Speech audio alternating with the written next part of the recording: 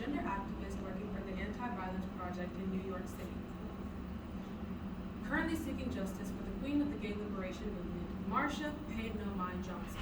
This is a cold case of over 25 years and an enormous failure by the 6th Precinct Police Department, Detective James Abro, and the Chief Medical Examiner's Office. Marsha was found dead on July 6, 1992. Her body was found in the Hudson River.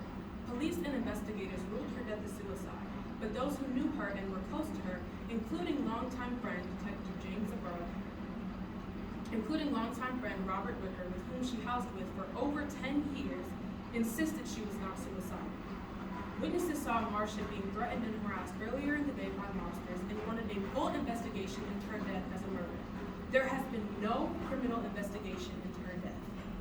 The fifth of 7 children, Marsha P. Johnson was born Malcolm Michaels Jr. on August 24, 1925 in Elizabeth, New Jersey. Robert and Jean Michaels, her brother and sister, are left behind to now mourn her loss and amid the absence of justice. When her body was found, her siblings received a call, but no details were given. Another failure. During the 46 years that Marsha was on this earth to our current day, there have been many fatal failures, concerning consequences, and spirited successes. And for as long as I am able, I am determined to get justice for Marsha. High spirited, yes I am. Outrageous dresser, that's me. Hello everybody, and what a wonderful morning. Colorful character, flamboyant cook, patron saint. I am none of the above. 100% authentically broken. An overcomer who refuses to sit down, shut up, and roll over while the world tries to create a path straight to hell for a human being like me. Robin Hyde, if I was still alive, I'd have your hide right now. Who do you think you are going around telling my business like you're doing? After what I've lived through, ridicule, ostracism, and rape at 13, a little crazy ain't nothing but a consequence of years of emotional trauma and abuse. You ain't always the sanest person either. Now, Mrs. Cruz, there were times when Marsha would revert back to her male persona of Malcolm. I saw a demon emerge. I think we all have that to some degree, but in Malcolm, my apologies, Marsha's case, there was a real duality at heart. There was a schizophrenic personality at work. And for Malcolm, Michaels could become a very nasty, vicious man, looking for fights. And when he found one, it took several of us to hold him back. All you gay folks, you sit there in your liberated glory. Well, Marsha P. Johnson paid the price for it, a deadly cold case price. New York, New York, I am here. Just 17, but I am here. These streets will be my home. Nifty, thrifty stores possess my wardrobe. I, a Robin Hood beggar, star of an actress, mayor of Christopher Street. That's me. Marsha P. Johnson relocated to New York's Greenwich Village to discover herself. As a transient, she turned to prostitution to survive and became a quick fixture in the LGBTQ community, serving as a LGBTQ drag mother, helping young youth that were homeless and needed assistance. She toured the world for a time as a successful drag queen with the Hot Beaches. I found so many more failures, even in the gay community, when diving headfirst into Marsha's case. Everyone's been out on the streets advocating for gay marriage, but the T in LGBTQ has been long forgotten. Failure. Cases involving abuse, torture, and even murder of the transgender community have been tossed to the side and ignored. That's an intended consequence. In 1997, in the Fitzgerald case, a transgender woman was stabbed multiple times, and her aggressor claimed he panicked when he found out she was transgender, so he got off, free of penalty and violent crime. Failure. 16 years later, the panic defense was used yet again to prevent another violent and senseless crime. Consequence. On August 23, 2013, 21-year-old Aline Nettles and another transgender friend were attacked. While her friend ran to get help, James Dixon, a 20-year-old man, beat Aline to death.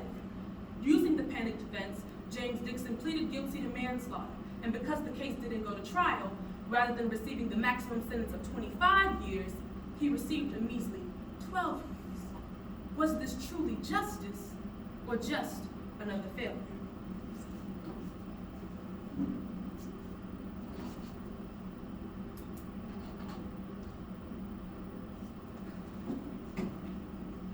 You know, I feel like somebody when I'm dressed as a drag queen. I'm my best self. Homophobia is the real sin, not me wearing a wig and a dress. During the summer of 1992, the same season of my demise, there were 1,300 reported violence crimes against transgender people in this country. And in your decade, there have been over 400 unresolved murder cases against transgender women. No justice, enormous failures. The gay community recognized Marsha P. Johnson as a saint. She was a fierce activist since 1969 and the first to help liberate college drag queens through an organization called Alternate You. Sylvia Rivera, her best friend, began an organization by the name of STAR, Street Transvestite Activist Revolutionary. Marsha was her vice president and spirited right hand. Together, the two purchased an apartment from a mobster in the Lower East Side slum area and ran a shelter for homeless transgender youth who had been disowned or abandoned by their families. This was the first outreach of its kind in history, and a tremendous success. The Transit House now holds on to its legacy, ran by the courageous efforts of Chloe Zabillo, a now deceased female transgender activist.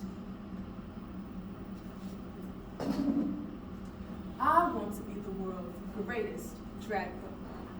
Check me out. It sends Zelda to the nut house. It sends Scott into the brink. It sends Caesar Cleopatra and caused poor Elam to sink. Now let's not be pessimistic. I say love is worth a try. Make no mistake, unless it's fake, the price you pay is high. Everybody, the price you pay is high.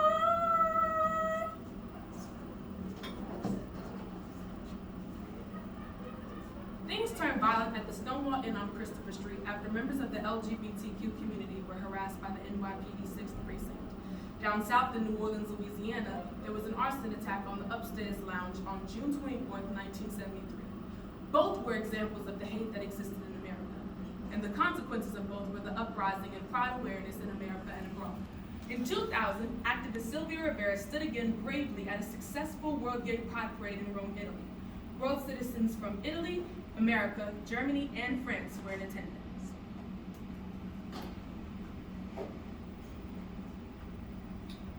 After the Stonewall riots, the spirit of 60s rebellion spread to a new generation of activists. People were now willing to meet with us at the table, even if that meant the litigation table, if things came to that. On January 21st, 2020, another success happened in legislation. New Jersey became the 9th state to ban the gay panic defense, a strategy in which the governor stated was rooted in homophobia.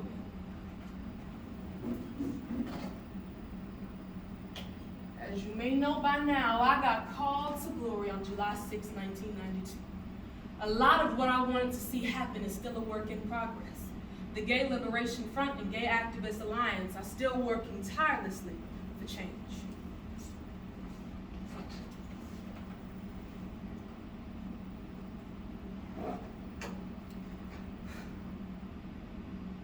In the U.S., the United States of America, the adult LGBTQ community is composed of about 18.4 million people. In 2019, the same year of our pandemic and shutdown, there were 1,656 reported violence crimes against people in this country by either sexual orientation or gender identity. Current statistics show that over 1 in 4 transgender people will experience a hate crime. On July 2nd, 1964, the Civil Rights Act prohibited private and public sector employers from discrimination based on race, color, sex, religion, and national origin. It wasn't until January 21st, 2020, that sexual orientation was added, and not until February 18th, 2021, that gender identity was also included. These are both tremendous successes that were 56 and 57 years in the making. that were 56 and 57 years in the making.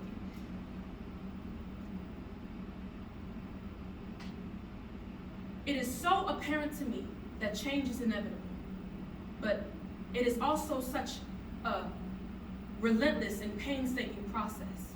And as the comedian David Arnold continues to proclaim, it ain't for the faint at heart. Thank you.